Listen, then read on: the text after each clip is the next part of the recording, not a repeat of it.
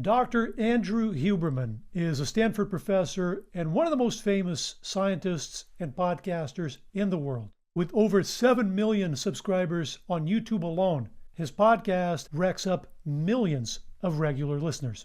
But he has been the target of criticism over the years from some scientists, and several hit pieces have appeared in the media. Now, to some extent, this is normal. Once you reach a certain level of visibility, you're going to have some haters, and some of the pieces are more about his personal life than anything he does professionally, so we're not going to get into any of that. I think most people just want to know, is the content reliable or is it bro science? So today we take an objective look at some of Andrew Huberman's most controversial claims spanning caffeine, dopamine, testosterone, cold plunges, the AG1 supplement, and much more.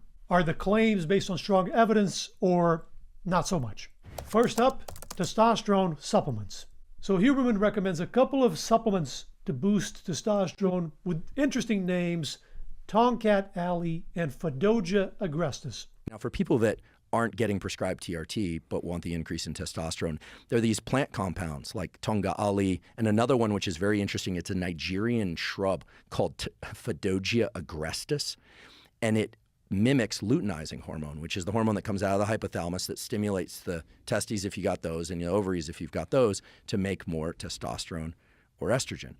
And so those two herbal supplements together can give a significant boost in free and active testosterone. So Tomcat has some clinical evidence for it, but Fadogia was shown to increase testosterone in a study from Nigeria where they gave it to rats for 5 days.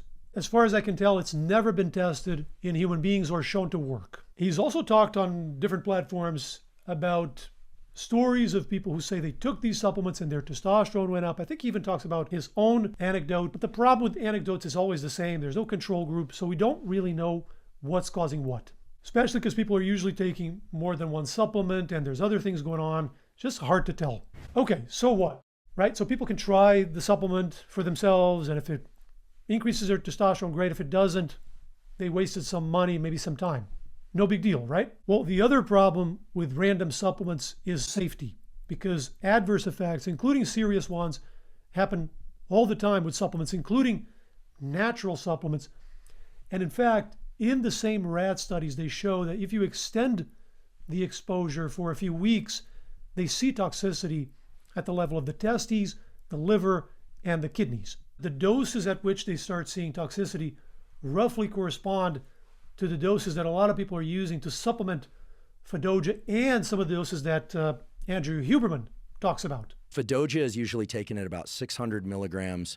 So when we do the conversion, there's some equations to do this, and I ran this real quick, and this 600 milligrams a day dose corresponds roughly to 50 milligrams per kilo per day in the rats. And that's a dose at which they report toxicity in the rats.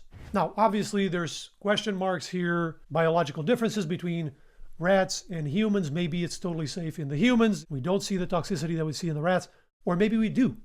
That's the point. We don't know. Now, I did notice that Andrew acknowledged on his podcast that we don't really know what happens safety-wise with Fadogia. The side effect profile of Fadogia agrestis hasn't really been documented, so it's a little unclear. I just want to emphasize that anytime someone's going to start taking supplements that or modifying sex steroid hormones, getting blood work done is extremely important for safety reasons, and also just to know whether or not things are working. So I think that's good to state that caveat. It's better than not doing it. I would still have lots of concerns, because what if you have damage somewhere in your body that doesn't show up in the blood work that you happen to run? Or what if it causes some irreversible damage? So you see something wrong, or you feel something wrong, you stop the supplement, but it never reverses completely. So this is why in medicine we do things pretty carefully, and we don't recommend supplements to millions of people before there's some clinical trials in human beings, right? Just because it worked in rats in Nigeria once, and there's some stories from friends, it's not really compelling. And let's not forget, we don't know the safety profile. We also don't know the efficacy side, right? It's not like we know that it works. We just don't know if it's safe. We don't know either one in human beings. I just want to emphasize, Huberman has many other recommendations on testosterone that are based on very strong evidence. So he talks about maintaining low body fat. He talks about resistance training. He talks about the importance of sleep. He emphasizes lifestyle, that you're going to get most of your results from the basics, a healthy diet and exercise, and these supplements are going to give you maybe a small nudge. So that's an important clarification, and he does that very clearly. So I'm not trying to tell you that everything he says is bunk. Not at all, right? He says lots of things that are solid. This is more random, and maybe because it's random, it's become more famous and more controversial, and people ask about it. Personally, I wish he would have kept it out, but that's me. By the way, I posted all of this breakdown, everything that I'm talking about in this video on X, and I tagged Andrew, and I asked him a number of questions, and I asked him to comment. I haven't heard back, but if he ever wants to talk about any of this or has different arguments or disagrees or has seen different evidence, happy to chat anytime. Next, cold plunges and dopamine. So this is another famous one. Andrew often talks about a study where cold exposure increased dopamine levels by 250%. The subjects also experienced a 250% increase in dopamine concentrations. And I do believe that these documented effects in humans explain much of the enhancement of attention and of feelings of well-being and mood that people typically experience after doing deliberate cold exposure. So this is technically true. This is referring to a study where they took 10 young men and they exposed them to baths, water of 3 different temperatures, and the lowest one, which was 14 degrees Celsius, caused their baseline dopamine level to go up 2.5 times, so 250%. But there's a number of problems with the implications here because this level of dopamine was measured in the plasma, in their blood. And dopamine doesn't cross the blood-brain barrier. So it doesn't go from the plasma into the brain. So the dopamine that's produced and acts in the brain and the dopamine that's produced in the body and that's in the plasma, what we say peripherally, these are 2 different compartments and they have different physiological functions. This dopamine in the body and the plasma is part of a stress response. So cold is a stressor. It fires up your sympathetic nervous system, kind of your fight or flight response. And that causes some of these hormones to be produced by your adrenal glands that sit atop your kidneys. Adrenaline, noradrenaline, and dopamine. And they have all kinds of physiological functions in the body.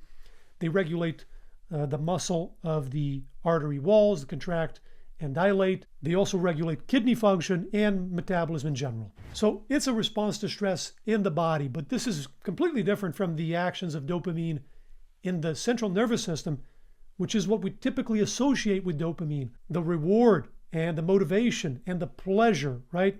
We normally think of dopamine as the pleasure hormone or the pleasure neurotransmitter. To me, it's a huge logical leap to associate these plasma levels of dopamine to these mood effects that we associate with dopamine in the nervous system. Here he is suggesting that connection again. What's interesting about deliberate cold exposure, cold plunge or what have you, is that people generally report feeling very good, almost like a mild euphoria for many hours afterwards, elevated focus many hours afterwards. And that maps beautifully onto I can see those images in the paper now of the big dopamine increase and the norepinephrine increase. And I think it's 3 graphs set above one another vertically in that paper where, this is long arcs of dopamine release way above baseline. Now, alertness and feeling awake after cold exposure, yeah, we would expect that even from the sympathetic nervous system stimulation. But as for any of these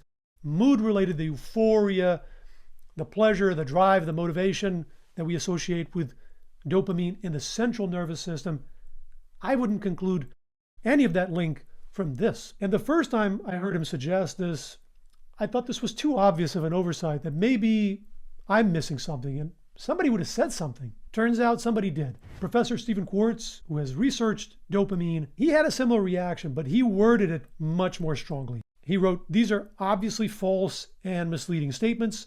Plasma dopamine, so blood dopamine, cannot be used to infer central dopamine levels." By central, he's talking about central nervous system. Huberman even establishes this parallel between cold exposure and stimuli like nicotine and chocolate and sex and cocaine on the basis that all of them increase dopamine dramatically, like several fold, and even suggests that cold has an advantage because all these other stimuli, the effect on dopamine is transient. So it goes up a lot, but it comes down pretty quickly. Whereas with cold, he suggests the effect is maintained. Dopamine levels started to rise somewhat slowly and then continued to rise and reached levels as high as 2.5 times above baseline. That's a remarkably high increase. Remember, if we go back to our examples of chocolate, sex, a doubling above baseline, nicotine, 2.5 times above baseline, cocaine, the increase in dopamine from cold water exposure of this kind was comparable to what one sees from cocaine, except in this case, it wasn't a rise and crash. It was actually a sustained rise in dopamine that took a very long time, up to 3 hours, to come back down to baseline, which is really remarkable. And I think this explains some of the positive mental and physical effects that people report subjectively after doing cold water exposure. Now, I couldn't find the sources for these other claims on his podcast in the description to the YouTube video or at the website, but typically where we see this response, this big spike in dopamine that is transient, these are measurements in the brain of animals in the lab, typically rodents, rats, or mice that have microcapillaries implanted into their brain, and they're measuring dopamine levels in specific areas of the nervous system, like the nucleus accumbens, which is a part of the brain that plays an important role for dopaminergic signaling. So this has nothing to do with this paper in humans looking at plasma levels upon exposure to cold. They're completely different universes. So I think this all came from, there's all these stories of people saying they feel great and they feel euphoric after cold plunges or ice baths or whatever. And then someone found this increase in dopamine upon cold exposure. Dopamine must explain the mood changes. But scientifically, I don't find this argument compelling at all. Another important thing to point out is this study with the cold exposures, they're long exposures, 1 hour in the cold water, whereas a lot of these protocols for ice baths and cold exposure that people are using are really short. In fact, Huberman recommends really rapid sessions, 1 to 5 minute sessions. So again, this has nothing to do with that paper. There's no reason to think that the changes they saw there would be seen with this type of protocol. So if you like ice baths or cold plunges, why not? Go for it. And there are other demonstrated benefits. It's anti-inflammatory, speeds up recovery after intense exercise. Athletes use it. So there's other reasons to do it. This argument of the dopamine and the mood and the reward, I don't find it compelling. Next, the caffeine delay. This is one of Huberman's most popular and controversial claims. It's the idea that you want to wait after you wake up for an hour and a half to 2 hours before you have some caffeine to avoid the afternoon crash. Here he is explaining it. And there's actually a trick to avoid the afternoon crash. It's not a trick, it's biology. Caffeine is an adenosine antagonist. It basically, as the longer you're awake, adenosine builds up in your bloodstream. It's what makes you feel fatigued. Caffeine essentially blocks the adenosine receptor, but then when caffeine wears off, the adenosine that's still around binds to that receptor and you crash. You feel really sleepy. So one thing that you can do is when you wake up in the morning, don't ingest caffeine for the first 90 minutes or so. Like really push that off so that the adenosine and adenosine receptor interactions can all take place and dissipate. Then you drink caffeine, and what you'll find is that if normally you would crash around 2 or 3 in the afternoon, you don't experience that crash anymore. Because the caffeine wears off, but there isn't a lot of adenosine there to bind the receptor. So this seems to make perfect sense. Adenosine makes you tired, makes you sleepy. Caffeine inhibits adenosine. So if we wait a little bit in the morning before we have caffeine, it gives our body time to clear the remaining lingering adenosine so that later on in the day, when the caffeine wears off, there's no adenosine around to make us tired in the afternoon.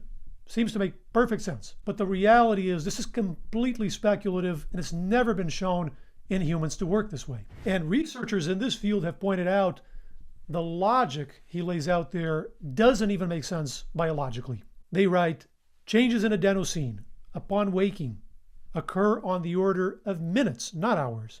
So adenosine would clear pretty fast upon waking up. And since caffeine takes a while to take effect, it needs to be absorbed in your gut, go into the bloodstream, reach your brain, affect neurons. By that time, all the adenosine would have been cleared out before caffeine is doing anything. The researchers continue. Any suggestion that adenosine is continuing to decline upon waking demonstrates a lack of understanding of the sleep-wake cycle influence on adenosine and would form a poor basis for recommending delaying caffeine for an hour and a half to 2 hours in the morning. And finally, a fundamental basis for suggesting that delaying caffeine in the morning prevents an afternoon crash is completely lacking. Now, there's many reasons why someone might feel better delaying caffeine, including just placebo effect and many others. So just do whatever works for you. If you feel better having caffeine later in the day or not having it, great, why not? If you feel better having it earlier, right after you wake up, we don't have convincing evidence to tell you that that's a problem. And in fairness, I've seen Huberman recently somewhat moderate or even walk back this claim, maybe as a result of the pushback it got. I regret maybe even discussing it for people that crash in the afternoon. Oftentimes, if they delay their caffeine by 60 and 90 minutes in the morning, they will offset some of that. But if you eat a lunch that's too big or you didn't sleep well the night before, you're not going to avoid that. So bottom line, I think this one is similar to the dopamine. It's an overclaim. Basically an idea that someone had and some stories, some anecdotes, just presented confidently as a scientific fact. Not dangerous per se, for most people at least, just a little random. And finally, let's look at AG1, the famous or infamous supplement. AG1 stands for Athletic Greens, and it's a sponsor of Huberman's podcast, and it features him pretty prominently on their marketing. And it's a green powder supplement, and he advertises this supplement in the middle of his podcasts. So you're watching him talking about some scientific topic, and suddenly he's telling you about AG1. Leverage all sorts of aspects of the dopamine system in order to increase your motivation, especially when things get really hard or when you have the propensity to procrastinate, which is something that we'll get into a little bit later in the podcast. I'd like to take a quick break and acknowledge one of our sponsors, Athletic Greens. Athletic Greens, now called AG1. Now, I've never heard him cite any evidence that it works, that it does anything, but he makes all kinds of anecdotal claims that are pretty striking.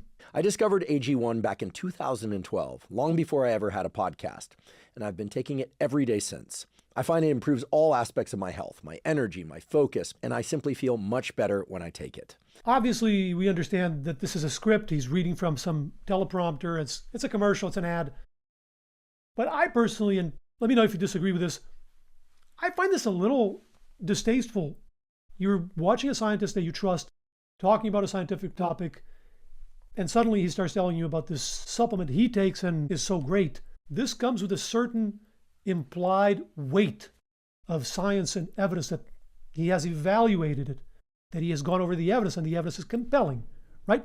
Just by nature of who he is, being a professional scientist. But the truth is, this has very little evidence to back it up. So I found a couple trials looking at AG1, which is good, let me say, first of all, because a lot of these proprietary supplements that are promoted by influencers are never tested in trials in human beings ever. So it's a complete crapshoot. Here, the manufacturer, the company, actually bothered to run trials, which is good. And the largest one that I've seen came out last year, recent 2025. And it's a randomized trial, triple blinded, with a placebo control, so robust design. And they followed 120 participants for 3 months. And the title that they chose is AG1 does not negatively impact blood safety biomarkers, which is true, but it didn't impact them positively either. It didn't do anything. There were no significant changes to any of the metrics they measured. And bear in mind, AG1 is pretty pricey. I looked it up, seems to be $99 for one pouch, which has 30 servings, so it'd be a month if you take it daily. That's for a single pouch. If you sign up for their monthly subscription ongoing thing, then it comes down to about $80 per pouch per month. So it's almost $1,000 a year for this one supplement. It's pretty steep. Now, there's another trial that comes close to being a steelman argument. I was thinking, okay, how would you justify this or recommend this? What's the strongest argument we can find? There is one trial where they gave it to people on a poor diet, low in fruits and vegetables, basically a standard Western diet.